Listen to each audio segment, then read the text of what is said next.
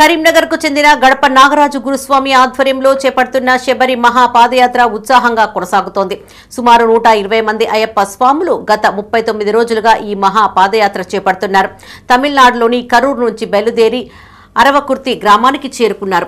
అక్కడ సిద్దిపేటకు చెందిన అర్వపల్లి శివాని వివాహ వార్షికోత్సవం సందర్భంగా అన్నదాతలుగా వారు వ్యవహరించగా పడకంటి శ్రీనివాస్, రాణి కుటుంబ సభ్యులు సైతం అన్నదానానికి సహకరించారు.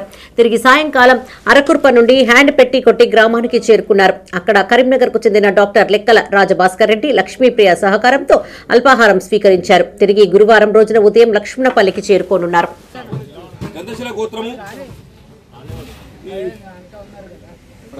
పడకంటి శ్రీనివాస్, ధర్మపత్ని రాణి, వారి కుమార్తె శివాని మరియు అల్లుడు అరవపల్లి శివాని యొక్క 2వ సంవత్సర వివాహ అన్న సందర్భంగా మనకు భిక్ష ఏర్పడే స్వామి వాళ్ళు పోయినసారి కూడా 1 యానివర్సరీకి ఏర్పాటు చేశారు.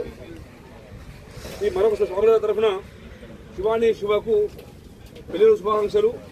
మీరు ఇళ్ళ కూడా మీరు కుటుంబ అందరూ కూడా అష్ట ఐశ్వర్యాలతో, ఆరోగ్యాలతో, సుఖ సంతోషాలతో ఎల్లవేళలా హ్యాపీగా ఉండాలని అయ్యప్ప స్వామి వేడుకుంటూ ఇట్లాంటి సేవా కార్యక్రమాలు ఎన్నో చేసే విధంగా అయ్యప్ప స్వామి వారికి కనికరించి అన్ని విధాలుగా సహకరించాలని కోరుకుంటూ స్వామి